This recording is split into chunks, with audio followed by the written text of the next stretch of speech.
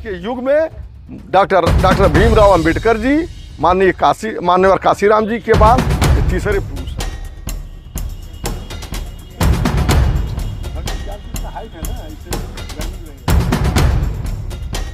आप सभी का देख रहे हैं सिटी समाचार। मैं हूं सदर आलम खान। जैसा कि आपको पता है कि 10 तारीख को उत्तर प्रदेश के कैबिनेट मंत्री एवं सुभाषपा के जो राष्ट्रीय अध्यक्ष माननीय ओम प्रकाश राजभर जी का संत कबीर नगर पर दौरा है उनका, और इस दौरे को लेकर तैयारियां पूरी तेज़ हो गई है। हम आपको बता दें कि ये जूनियर हाई स्कूल प्रांगण में उनका आगमन होगा। उसको लेकर जो है क्या कुछ तैयारियां हैं, हमारे साथ जो रैली के प्रभारी हैं हम उनसे जानने की कोशिश करेंगे कि आखिर किस तरह की तैयारियाँ होंगी सर उनके आगमन को लेकर। सर आपके चैनल को भी धन्यवाद और आपको भी धन्यवाद।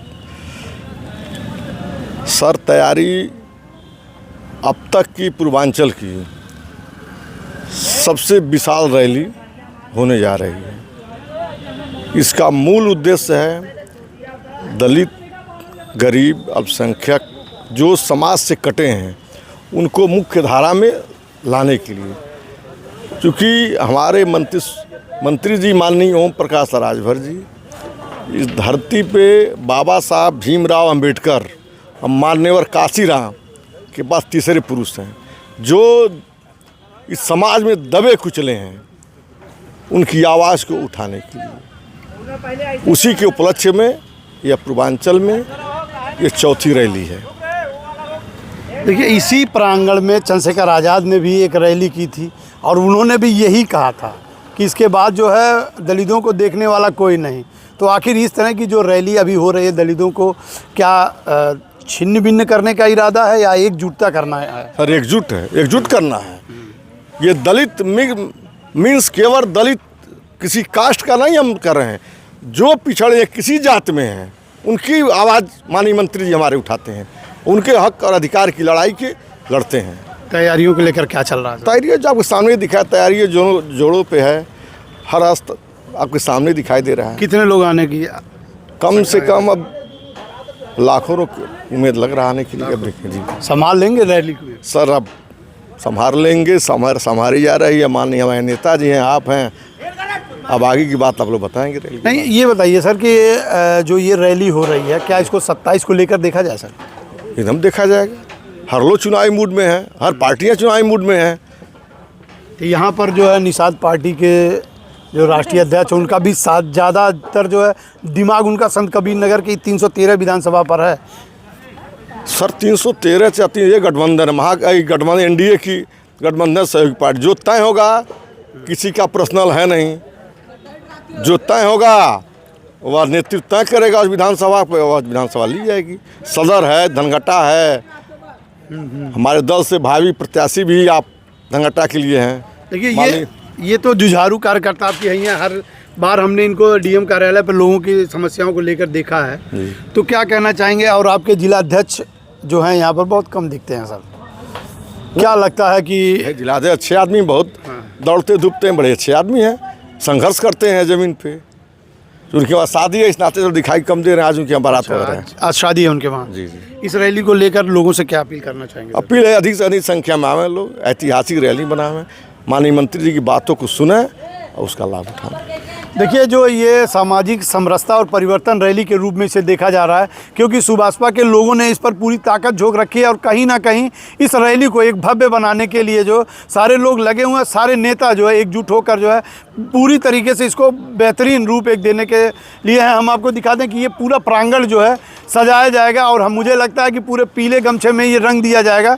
अभी इसी प्रांगण में जो कई रैलियाँ हो चुकी हैं और इसके बाद जो है पहली बार संत कबीर नगर में इस तरह का दौरा जो है हो रहा है कि किसी एक चुनाव को लेकर देखा जा सकता है कि इस चुनाव में किस तरह से एक अपना शक्ति प्रदर्शन के रूप में देखा। यहाँ के क्षेत्रीय नेता भी हमारे साथ हैं और मुमताज़ अहमद जी हैं यहाँ जो सिमरियावा के ब्लॉक प्रमुख हैं, और यहाँ उनकी भी भागीदारी बड़ी बढ़ चढ़कर है और निरंतर ये जनता से अपील भी करते रहे कि इस रैली को सफल बना। कैसा कार्यक्रम रहेगा सर? ये कार्यक्रम बहुत अच्छा रहेगा और माननीय मंत्री जी का पहला ऐसा प्रोग्राम लग रहा संत कबीर नगर में कि एक ऐतिहासिक कार्यक्रम होगा ये।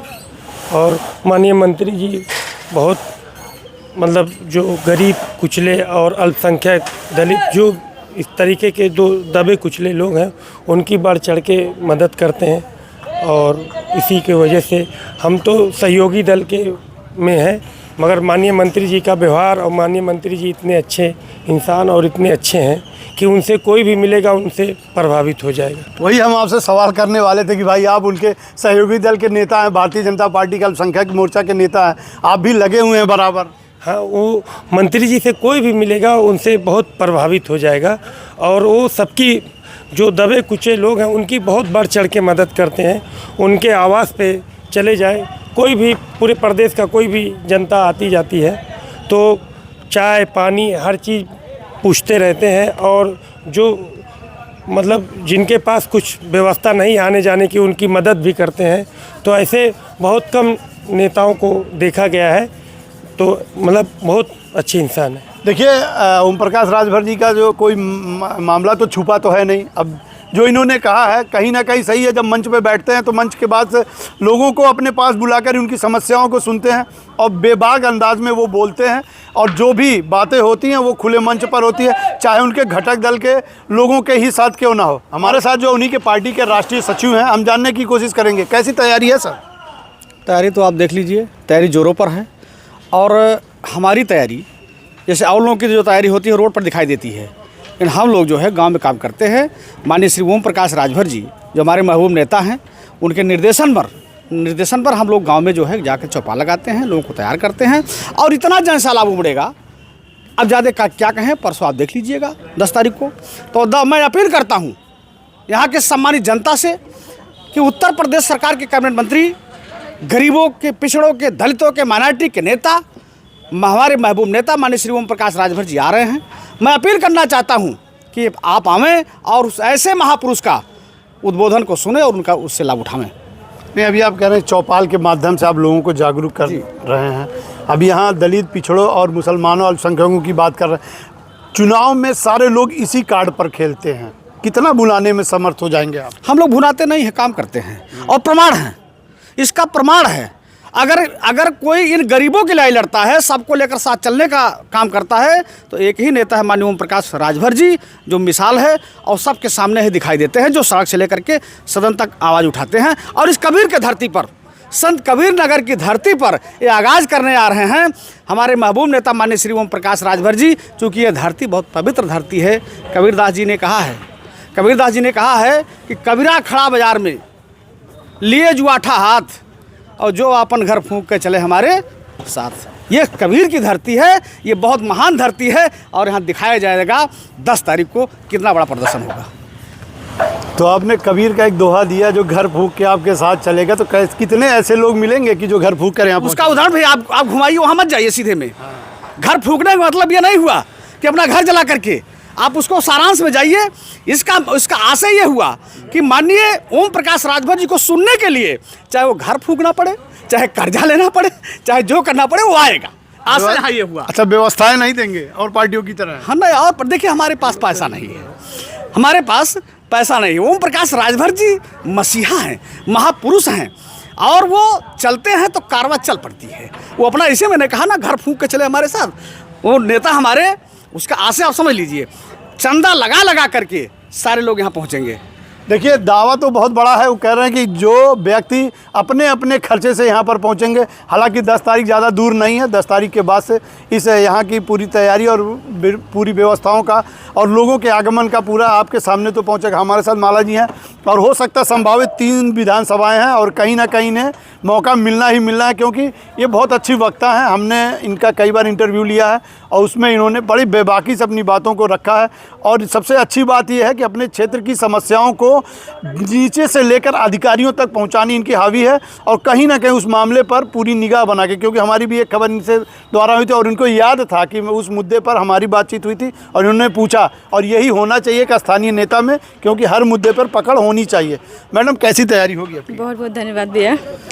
तैयारी तो आप देख ही रहे हैं कितनी अच्छी, भैया जी ने जो कहा और दोनों भैया ने जो कहा, आप देख ही लीजिए। तैयारी तो बहुत अच्छी चल रही है।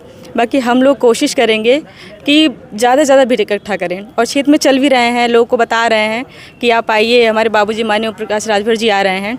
और उनको सुनने के लिए महिलाएं तो बहुत ज़्यादा उत्सुक हैं। अब शायद पुरुष भी तो आएंगे, उससे ज़्यादा महिलाएं आएंगी हमारे क्षेत्र से, धनघटा से काफ़ी महिलाएं आएंगी जी। जब आप जैसी नेता रहेंगी तो महिलाएं तो आना तय है, क्योंकि हमने देखा है कि और नेताओं में और आप में बहुत भिन्नता है। वो सादगी जो होनी चाहिए वो होती है एक भारतीय नारी की तरह। तो अब इस रैली को कैसे देखती हैं आप? इस रैली को सफल बनाना, और ये सामाजिक समरसता रैली है जिसमें सारे समाज को जोड़ना है हमें, चाहे ऊंच नीच की इसमें भावना नहीं होती है। सामाजिक समरसता जो रैली है इसका यही उद्देश्य है, और सारे जात धर्म को साथ लेके चलना, भाईचारा होना चाहिए, यही मेरा उद्देश्य है। नहीं, इस रैली में माना ये जा रहा कि सबसे बड़ा गिफ्ट आपको मिलने वाला है।